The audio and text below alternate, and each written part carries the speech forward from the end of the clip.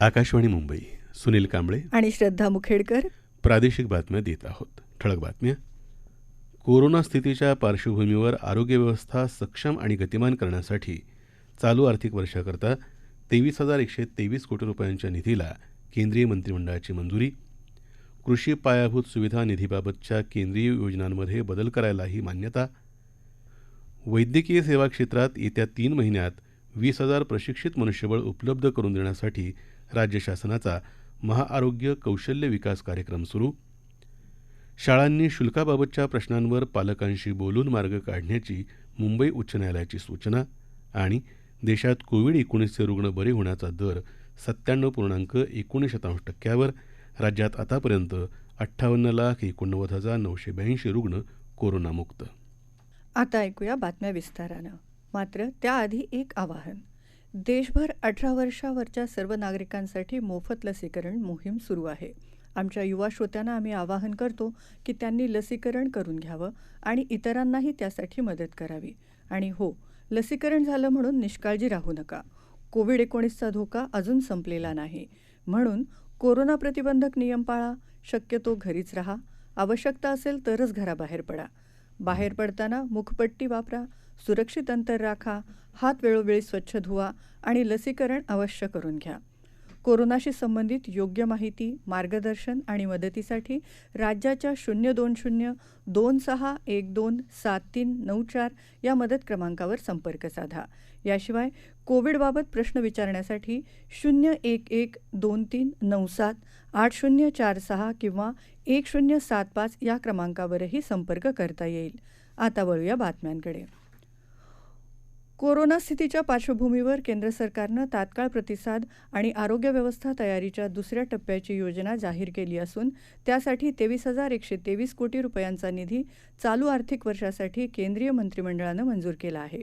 काल संध्याकाळी नवी दिल्ली मंत्रिमंडळाच्या बैठकीनंतर केंद्रीय आरोग्यमंत्री मनसुख मांडवीय यांनी बातमीदारांना ही माहिती दिली. कोविडला तातडीनं आळा घालणं, शोध घेणं आणि व्यवस्थापन करण्याच्या दृष्टीनं तात्काळ प्रतिसादासाठी आरोग्य व्यवस्थेच्या तयारीला गती देणं आणि आरोग्यविषयक पायाभूत सुविधांवर भर देणं हा या योजनेचा उद्देश आहे. हा दुसरा टप्पा 1 जुलै ते 31 मार्चपर्यंत केंद्र आणि राज्यांच्या सहभागातून राबवला जाणार आहे. त्यात केंद्राचा वाटा 15,000 कोटी रुपये तर राज्यांचा वाटा 8,124 कोटी रुपये असेल, असं त्यांनी सांगितलं. या नव्या योजनेअंतर्गत राज्य आणि केंद्रशासित प्रदेश 736 जिल्ह्यांमध्ये बालरुग्ण केंद्र निर्माण करण्यासाठी मदत करतील. सार्वजनिक आरोग्य व्यवस्थेत 20,000 ICU खाटा ते उभारतील. त्यापैकी 20% खाटा बालरुग्णांसाठी राखीव असतील. पदवी शिक्षण घेणारे आणि पदव्युत्तर शिक्षण घेणारे वैद्यकीय तसंच परिचर्या अभ्यासक्रमाच्या विद्यार्थ्यांना प्रभावी कोविड व्यवस्थापनासाठी सहभागी करून घेतलं जाईल, असं त्यांनी सांगितलं. प्रत्येक जिल्ह्यात किमान एक याप्रमाणे 1,050 द्रवरूप वैद्यकीय प्राणवायू साठवणूक टाक्या उभारण्यासाठीही या पॅकेजची मदत होईल, असं त्यांनी सांगितलं. कृषी पायाभूत सुविधा निधीसंदर्भात केंद्रीय योजनांमध्ये बदल करायला केंद्रीय मंत्रिमंडळानं काल मान्यता दिली. या बदलानुसार पात्रताधारकांमध्ये राज्यांच्या एजन्सी, कृषी उत्पादन बाजार समित्या, राष्ट्रीय तसंच राज्य सहकारी महासंघ, कृषी उत्पादकांचे महासंघ आणि स्वयंसहाय्य गटांच्या महासंघांचा समावेश केला आहे. बाजार समित्यांना शीतगृह, ग्रेडिंग, सॉर्टिंग अशा पायाभूत सुविधांसाठी 2 कोटी रुपयांपर्यंतच्या कर्जाच्या व्याजावर अनुदान दिलं जाणार आहे. याबाबत निर्णय घेण्याचा अंतिम अधिकार कृषी आणि शेतकरी कल्याण मंत्र्यांना दिला असून या सुविधांचा लाभ 2025-26 पर्यंत आणि संपूर्ण योजनेचा कालावधी 2032-33 पर्यंत निश्चित केला आहे. कोविड विरुद्धचा लढा आणखी मजबूत करण्यासाठी हे पॅकेज मंजूर केलं असल्याचं प्रधानमंत्री नरेंद्र मोदी यांनी म्हटलं आहे. त्याअंतर्गत देशातल्या सर्व जिल्ह्यांमध्ये आवश्यक व्यवस्था उपलब्ध होतील, असं ट्विट त्यांनी केलं आहे. शेती आणि शेतकऱ्यांच्या कल्याणासाठीही मंत्रिमंडळानं काल महत्त्वाचे निर्णय घेतले. बाजार सक्षम करण्यासाठी तसंच कृषी क्षेत्राच्या पायाभूत सुविधा निधीचा वापर होण्यासाठी व्यवस्था केल्या असल्याचं प्रधानमंत्र्यांनी म्हटलं आहे. कोरोना परिस्थितीत आवश्यक असलेल्या हेल्थकेअर, नर्सिंग, पॅरामेडिकल यासारख्या क्षेत्रांमध्ये विविध 36 अभ्यासक्रमांमधून येत्या 3 महिन्यात 20,000 प्रशिक्षित मनुष्यबळ उपलब्ध करून दिलं जाणार आहे.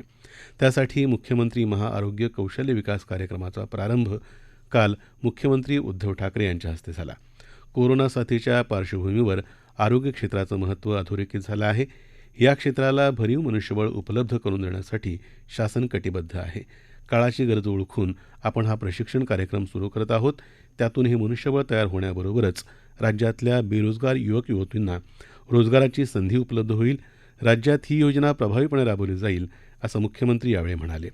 हे आरोग्यदायी निरोगी महाराष्ट्राच्या ध्येयाकडे वाटचाल करतानाचं महत्त्वाचं पाऊल ठरेल. त्यासाठी या प्रशिक्षण कार्यक्रमाला सर्वतोपरी पाठबळ दिलं जाईल असं त्यांनी सांगितलं.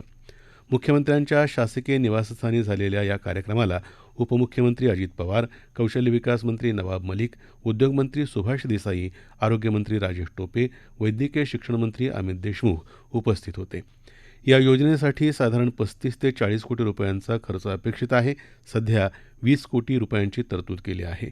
योजनेचं महत्त्व लक्षात घेता उर्वरित निधीही उपलब्ध करून दिला जाईल असं अजित पवार यांनी सांगितलं.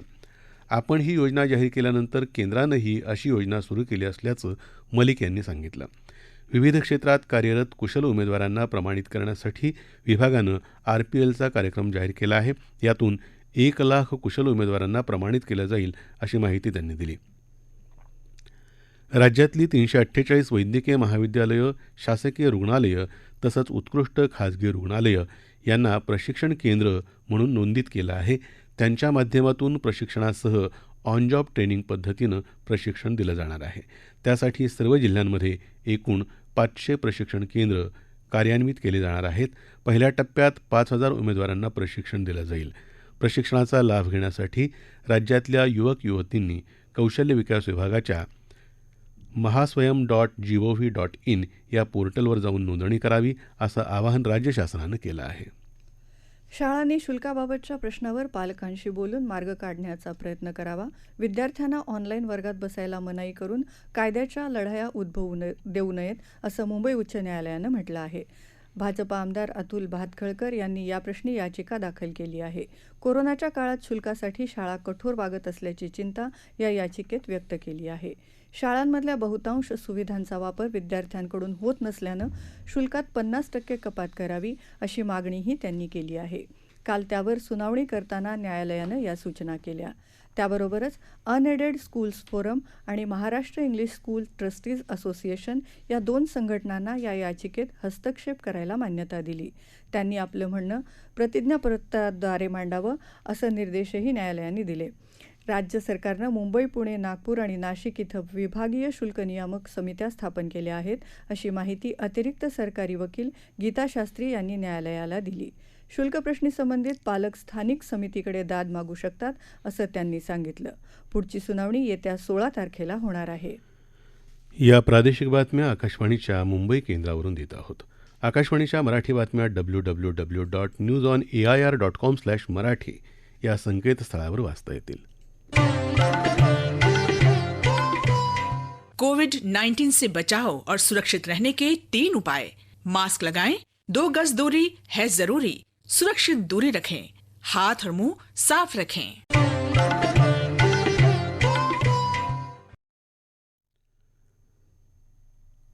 प्रादेशिक बातमीपत्रात आपलं पुन्हा एकदा स्वागत. देशात काल 40,23,000पेक्षा जास्त लाभार्थ्यांचं लसीकरण झालं. आतापर्यंत कोविड प्रतिबंधक लशीच्या 36 कोटी 89 लाखापेक्षा जास्त मात्रा लाभार्थ्यांना दिल्याचं केंद्रीय आरोग्य मंत्रालयानं सांगितलं. देशात कोविड-19चे रुग्ण बरे होण्याचा दर 97.19% पोहोचला आहे. काल देशभरात 44,000पेक्षा जास्त रुग्ण बरे झाले. आतापर्यंत 2 कोटी 98 लाखापेक्षा जास्त रुग्ण कोरोनामुक्त झाले आहेत. काल 43,393 नव्या रुग्णांची नोंद झाली तर 911 रुग्णांचा मृत्यू झाला. त्यामुळे कोरोनाबळींची एकूण संख्या 4,05,939 वर पोहोचली आहे. देशभरात सध्या 4,58,727 रुग्ण उपचाराधीन आहेत. राज्यात काल 8,815 रुग्ण बरे होऊन घरी गेले. 9,114 नव्या रुग्णांची नोंद झाली तर 121 रुग्णांचा मृत्यू झाला. राज्यात आतापर्यंत एकूण 61,31,976 जणांना कोरोनाची लागण झाली. त्यापैकी आतापर्यंत 58,89,982 रुग्ण बरे झाले तर 1,24,296 रुग्ण दगावले. सध्या राज्यात 1,14,444 ॲक्टिव्ह रुग्ण आहेत. राज्यातलं रुग्ण बरे होण्याचं प्रमाण 96.5% झालं आहे तर मृत्यूदर 2.2% आहे. धुळ्यातल्या सप्तशृंगी महिला संस्थेनं कोरोना काळात विधवा, परित्यक्त्या महिला, कोरोनामुळे आईवडील गमावलेली बालकं, ज्येष्ठ नागरिक यांच्यासाठी काम केलं. याविषयी संस्थेच्या अध्यक्ष तसंच चाइल्ड हेल्पलाईन प्रकल्प संचालक मीना भोसले यांनी आकाशवाणीला माहिती दिली. आम्ही सर्वात महत्वाचं कोविडमध्ये ज्या मुलांचे पालक वारलेले होते त्या मुलांच्या केसेस आमच्याकडे रजिस्टर झाल्या. त्या मुलांना आम्ही महिला बाल विकासकडे संपर्क साधला, बालकल्याण समिती समोर संपर्क साधला आणि त्यांना हजर करून कलेक्टर साहेब जे आहेत धुळ्यातले त्यांच्या माध्यमातून त्यांना आम्ही फिक्स डिपॉझिट स्वरूपात आर्थिक मदत मिळवून दिलेली आहे. तसंच ज्या मुलांचे आई वडील वारलेले आहेत त्यांना शैक्षणिक साहित्य असेल, धान्य वाटप असेल, किराणा वाटप असेल, आई वडिलांपर्यंत त्यांना जाण्याची गरज असेल तर त्यांना पोहोचवण्याची सुविधा असेल, शैक्षणिक मदत असेल, हे सर्व कामं सप्तशृंगी महिला संस्थेअंतर्गत चाइल्डलाईन प्रकल्पात केलेले आहे. पत्रकार आणि लेखिका पुष्पा त्रिलोकेकर वर्मा यांचं आज पहाटे मुंबईत कांदिवली इथं निधन झालं. त्या 85 वर्षांच्या होत्या. त्यांनी आपल्या पत्रकारितेची सुरुवात आचार्य अत्र्यांच्या दैनिक मराठामधून केली. मराठात असताना त्यांनी दिलेल्या बातम्यांची शीर्षकं, मुलाखती, संपादकीय, विशेष वृत्त, विविध विषयांवरच्या पुरवण्या प्रचंड गाजल्या. आणीबाणीत दैनिक मराठा बंद पडल्यावर वृत्तपत्र स्वातंत्र्य आणि आणीबाणीच्या निषेधार्थ सायम दैनिक पहारा सुरू झालं. या सायम दैनिकाच्या संपादकाची जबाबदारी पुष्पाबाईंनी स्वीकारली. दैनिक मराठातील 20 वर्षांच्या निर्भीड पत्रकारितेच्या अनुभवाचा उपयोग करून त्यांनी पहाराला प्रतिमराठा म्हणून नावारूपाला आणलं. त्यानंतर पुष्पाबाईंनी पत्रकारितेची दिशा दैनिकांकडून साप्ताहिकाकडे वळवली. त्यांनी काही काळ ब्लिट्झमध्ये नोकरी केली. त्यानंतर त्या मुक्त पत्रकार म्हणून लेखन करू लागल्या. साप्ताहिक श्री, साप्ताहिक लोकप्रभा, दैनिक प्रत्यक्ष, दैनिक कृषीवल, लोकमत, महाराष्ट्र टाइम्स, नवशक्ती आदी साप्ताहिक पुरवण्यामध्ये कला सांस्कृतिक विषयांवर त्यांनी लेखन केलं. ऑलिम्पिक स्पर्धेच्या ज्युरी अर्थात पंच समितीमध्ये भारताच्या पवन सिंह यांची निवड झाली आहे. या पदावर निवड होणारे ते पहिले भारतीय आहेत. आगामी टोकियो ऑलिम्पिक स्पर्धेत पवन सिंह पंच म्हणून सहभागी होतील. इंटरनॅशनल शूटिंग स्पोर्ट्स फेडरेशनतर्फे भारतात आयोजित केलेल्या विश्वचषक स्पर्धेचं उत्तमरित्या व्यवस्थापन करणारे अशी पवन सिंह यांची ओळख आहे. पंच प्रशिक्षण क्षेत्रात राष्ट्रीय पातळीवर धोरणाची गरज असल्याचं पवन सिंह यांनी म्हटलं आहे. देशातल्या चित्रपटसृष्टीतल्या दिग्गजांचं काम लोकांसमोर आणण्यासाठी फिल्म्स डिव्हिजननं आजपासून 11 तारखेपर्यंत एक विशेष चित्रपट महोत्सवाचं आयोजन केलं आहे. या महोत्सवाची सुरुवात चित्रमहर्षी दादासाहेब फाळके यांच्या कार्यावर आधारित अ ड्रीम टेकन विंग्स या चित्रपटानं होणार आहे. त्यानंतर सत्यजित रे, जी अरविंदन, बी.आर. चोप्रा, ऋषिकेश मुखर्जी यांच्याही डॉक्युमेंटरीज पाहता येणार आहेत.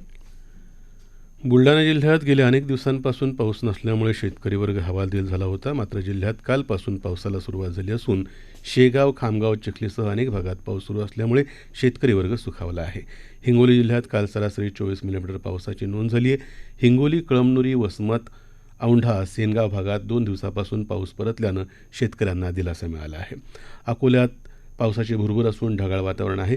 सोलापूर जिल्ह्यात खरीप हंगामाच्या पेरण्यांचा वेग वाढला आहे. ठळक बातम्या पुन्हा एकदा. कोरोना स्थितीच्या पार्श्वभूमीवर आरोग्य व्यवस्था सक्षम आणि गतिमान करण्यासाठी चालू आर्थिक वर्षाकरता 23,123 कोटी रुपयांच्या निधीला केंद्रीय मंत्रिमंडळाची मंजुरी. कृषी पायाभूत सुविधा निधीबाबतच्या केंद्रीय योजनांमध्ये बदल करायलाही मान्यता.